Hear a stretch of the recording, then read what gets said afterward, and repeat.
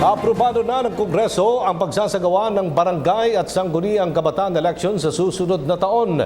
Nilinaw naman ni Budget Secretary Benjamin Diokno na ilalabas pa rin ang pondong nakalaan para sa naturang halalan kahit pa hindi ito magagamit ng COMELEC ngayong taon. Sa kabila nito, iginit naman ni Diokno na hindi naman ito maaring gamitin ng poll body sa ibang bagay.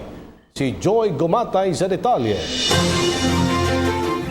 Ang pondong 5.9 billion pesos ng Commission on Elections ngayong 2016 na nakalaan sana sa barangay at sangguniang kabataan elections ang isa sa mga tinutukan ng mga senador sa ikalawang araw ng pagdinig patungkol sa proposed 2017 National Expenditure Program.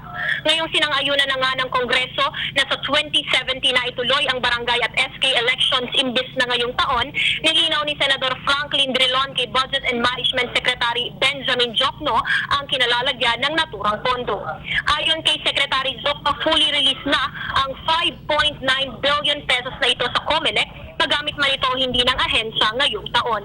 Paliwanag ng kalihim, may 2 taong kasi nga lapse period ang budget na ito, kaya pwede pa rin itong magamit sa 2017.